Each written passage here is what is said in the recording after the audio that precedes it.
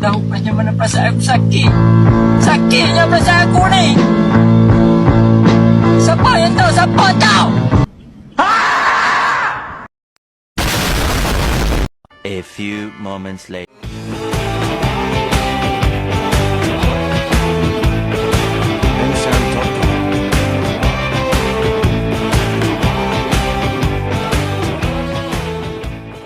Are you down with it?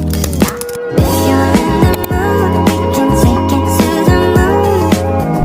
Like a movie scene, table for two. No need to be fair, I want you. Ungkapan manusia seperti di dalam sebuah cangkir menggambarkan keadaan atau perasaan seseorang yang terbatas atau terkurung dalam ruang tertentu. Cangkir di sini adalah simbol dari batasan yang mengurung atau membatasi seseorang, baik secara fisik, mental, maupun emosional. Artinya, manusia sering kali merasa terjebak dalam situasi tertentu yang membatasi kebebasan atau potensinya, seperti hal-hal yang menahan mereka dari berkembang atau bergerak bebas. Makna ini bisa juga merujuk pada perasaan, di mana seseorang merasa seperti berada dalam suatu wadah kecil yang membatasi interaksinya dengan dunia luar. Menjalankan dan meninggalkan ibadah kedua ada resikonya. Di dalam agama, pasti memiliki konsekuensinya masing-masing, baik yang menjalankan maupun meninggalkan ibadah. Menjalankan ibadah memang memiliki tantangan dan pengorbanan, tetapi jika kita meninggalkan ibadah, itu resikonya lebih besar. Keputusan untuk menjalankan atau meninggalkan ibadah harus diambil dengan mempertimbangkan dampaknya. Dampak ketika manusia meninggalkan sholat, yaitu orang yang sengaja meninggalkan sholat, maka neraka tempatnya. Sedangkan 1 hari di neraka sama dengan 1000 hari di dunia. Ibadah kita, ibadah butuh, bukan ibadah hamba. Ibadah butuh di sini menggambarkan konsep bahwa kita sebagai manusia sebenarnya sangat membutuhkan Allah dalam setiap aspek kehidupan kita. Kita sebagai makhluk yang lemah, terbatas, dan bergantung padanya, menyadari bahwa setiap nafas, rezeki, kesehatan, dan segala sesuatu yang ada di dunia adalah karunia dari Allah. Karena itu, ibadah kita adalah bentuk pengakuan dan ketergantungan penuh kepadanya. Dalam hal ini, ibadah adalah kebutuhan kita mendekatkan diri kepada Sang Pencipta untuk mendapatkan petunjuk, rahmat, dan pengampunannya. Sedangkan ibadah hamba berarti ibadah yang dilakukan hanya dengan semata-mata menyalani dan memenuhi perintah dari tuannya tanpa ada rasa butuh atau ketergantungan terhadapnya. Ini lebih kepada bentuk kewajiban atau rutinitas semata tanpa adanya kesadaran akan kedalaman hubungan kepada Allah sebagai pemilik segala sesuatu. Dengan kata lain, ibadah kita ibadah butuh, menekankan bahwa ibadah kita seharusnya bukan hanya sekedar menjalankan kewajiban, tetapi juga sebagai pengakuan akan kebutuhan kita terhadap Allah, dengan penuh pengharapan akan kasih-Nya, dan dengan kesadaran bahwa kita adalah makhluk yang sangat bergantung padanya. Pernyataan ini mengajak kita untuk lebih menghayati dalam sebuah ibadah yang kita lakukan, baik itu sholat, doa, zakat, maupun segala amal baik lainnya. Dengan kesadaran penuh akan kebutuhan kita terhadap Allah, bukan hanya sekedar memenuhi kewajiban atau tuntutan semata. Iman itu hati, lisan, dan perbuatan. Merujuk pada pemahaman bahwa iman dalam Islam tidak hanya melibatkan satu aspek saja, tetapi harus meliputi 3 dimensi utama, yaitu keyakinan di hati, pengucapan dengan lisan, dan tindakan dalam kehidupan sehari-hari. Ketiganya saling berkaitan dan saling mendukung untuk membentuk keimanan yang utuh dan sejati. Yang pertama, satu itu hati atau keyakinan dalam hati. Iman dimulai dari hati, yaitu keyakinan yang mendalam terhadap kebenaran ajaran agama Islam.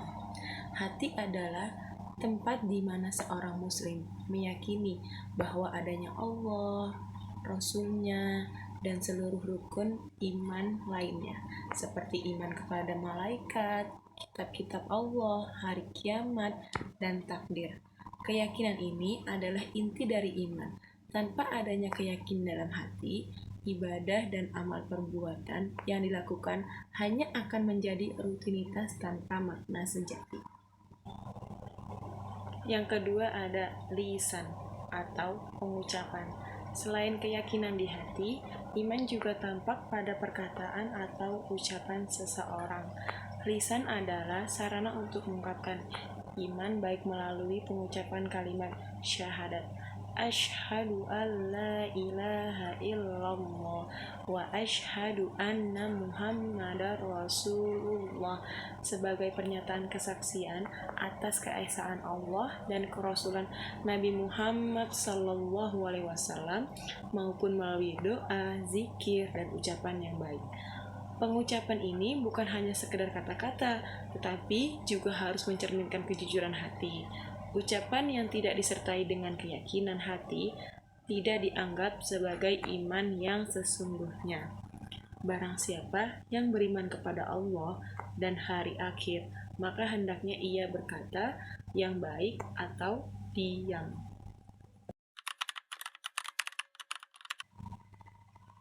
Meninggalkan sholat, meskipun itu adalah kewajiban bagi seorang muslim, bisa terjadi karena berbagai alasan. 1. Kurangnya pemahaman atau kesadaran. Sebagian orang mungkin belum memahami sepenuhnya pentingnya sholat dalam Islam. Mereka mungkin menganggapnya sebagai ritual saja tanpa memahami kedekatan yang sholat bisa diciptakan dengan Allah dan manfaat spiritualnya. Yang kedua, itu kesibukan atau prioritas yang salah. Kadang-kadang kesibukan dunia atau prioritas yang salah membuat seseorang lupa atau mengabaikan sholat, bekerja, studi, atau tanggung jawab lainnya. Dapat menjadi alasan untuk menunda atau bahkan melewatkan sholat itu.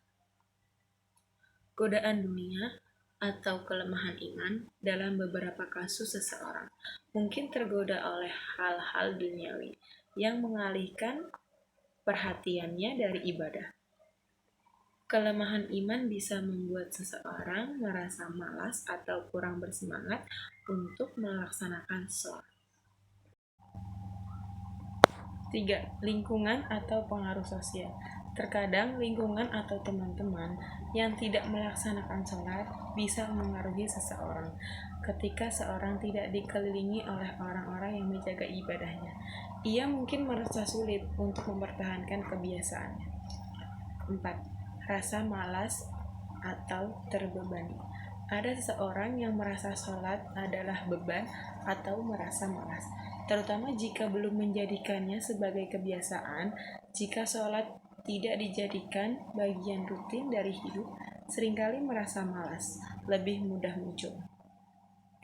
Sholat ada kuat hubungan dengan Allah Subhanahu wa Ta'ala dan menjaga ketenangan batin bagi seorang muslim. Menunaikan sholat 5 waktu bukan hanya kewajiban, tetapi juga cara untuk mengingat diri tentang tujuan hidup dan menjaga diri tetap dekat dengan ajaran agama. Memahami manfaat dan berusaha melaksanakan dengan ikhlas dan membantu menjaga konsistensi dalam melaksanakan sholat.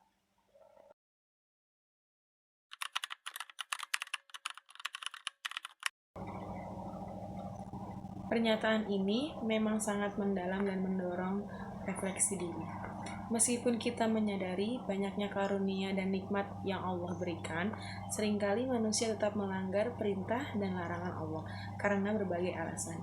1. Kelemahan iman. Kadang-kadang iman kita bisa mengalami pasang surut. Ketika iman kita sedang lemah, kita mungkin lebih mudah tergoda untuk melakukan hal-hal yang tidak seharusnya. 2. Pengaruh lingkungan dan nafsu. Lingkungan sekitar dan hawa nafsu mungkin menjadi faktor besar yang memengaruhi kita untuk melanggar larangan. Godaan duniawi dan tekanan sosial juga dapat menjadi sebab. Kurangnya kesadaran atau pengetahuan. Kadang-kadang kita melanggar karena kurang memahami sepenuhnya atau tidak merenungi makna dan akibat dari perintah dan larangan Allah. Keempat, kelalaian. Rasa lalai atau lupa sering juga membuat kita jauh pada kesalahan. Terlalu sibuk dengan urusan dunia sampai lupa bahwa hidup ini fana, bisa menjauhkan kita dari mengingat Allah. Refleksi ini penting agar kita terus memperbaiki diri. Allah sangat penyayang dan menerima taubat hambanya yang kembali kepadanya dengan bersungguh-sungguh. Zikrullah atau mengingat Allah dalam setiap keadaan merupakan bentuk ibadah yang mendalam dan menunjukkan betapa pentingnya kita untuk selalu terhubung dengan Allah Subhanahu wa Ta'ala dalam segala situasi, baik dalam kondisi berdiri, duduk maupun berbaring. Berikut adalah penjelasan dari makna zikir dalam berbagai kondisi. 1. Berdiri. Zikrullah dalam keadaan berdiri melambangkan kesadaran kita untuk mengingat Allah Subhanahu wa Ta'ala saat kita sedang sibuk atau aktif, seperti saat bekerja, berjalan, atau beraktivitas. Ini mengajarkan kita untuk tidak melupakan Allah, meskipun kita berada dalam tengah-tengah kegiatan duniawi, menjaga hati tetap terhubung dengannya di setiap aktivitas. Yang kedua adalah duduk. Zikir dalam posisi duduk melambangkan saat kita sedikit beristirahat atau berada dalam keadaan tenang. Misalnya saat kita berhenti dari beraktivitas yang melelahkan, dalam posisi ini kita diberi kesempatan untuk merenung, bersyukur atas nikmat Allah, dan berdoa dengan khusyuk. Ini adalah waktu untuk lebih dalam menghayati kebesaran Allah dalam kehidupan kita. Yang ketiga ada berbaring. Zikir saat berbaring biasanya dilakukan ketika kita hendak tidur atau beristirahat sepenuhnya. Zikir dalam posisi ini melambangkan ketenangan dan rasa pasrah kita kepada Allah. Mengajarkan kita untuk menyerahkan segala urusan kepadanya dengan penuh tawakal, serta mengakhiri hari dengan memohon perlindungan dan ampunannya. Dalam Al-Quran, Allah berfirman, yaitu orang-orang yang mengingat Allah sambil berdiri atau duduk atau keadaan berbaring, dan mereka memikirkan tentang pencipta langit di bumi seraya berkata, "Ya Tuhan kami, tiadalah Engkau menciptakan ini dengan sia-sia.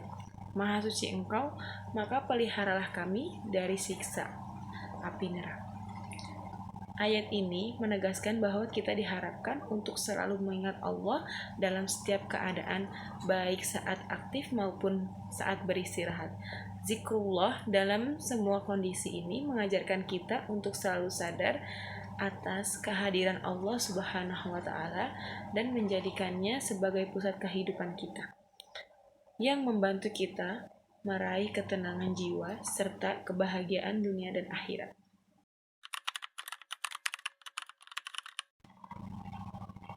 Untuk menjauhkan diri dari perbuatan dosa besar seperti zina dan mabuk-mabukan, ada beberapa langkah praktis yang bisa kita terapkan agar terjaga dari godaan tersebut.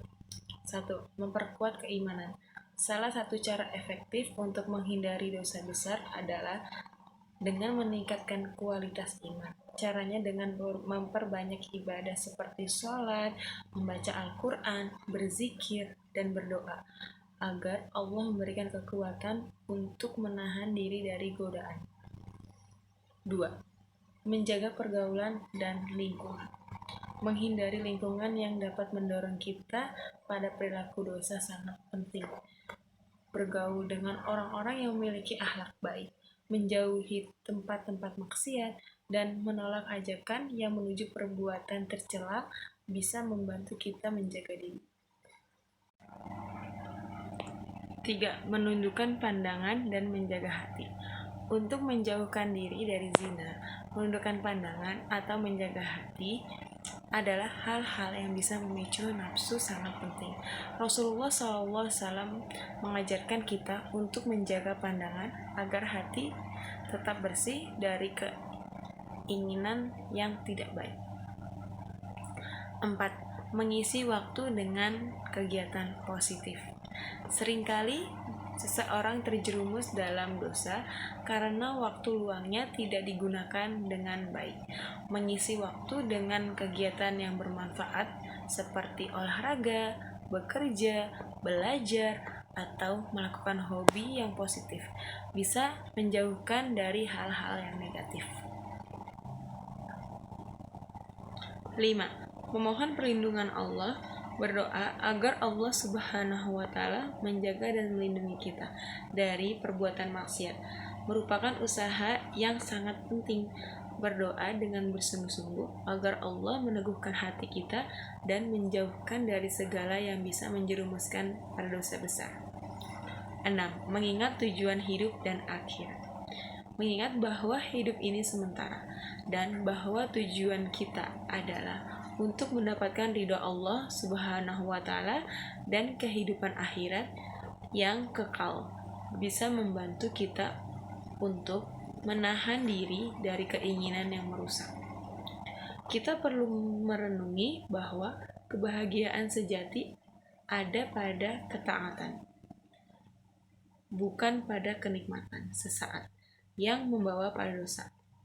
Dengan menjalankan langkah-langkah ini dan berusaha istiqomah dalam ibadah, insya Allah kita bisa menjaga diri dari dosa besar seperti zina dan mabuk-mabukan. Semoga Allah selalu memberikan bimbingan dan kekuatan untuk menjauhi segala yang dilarangnya.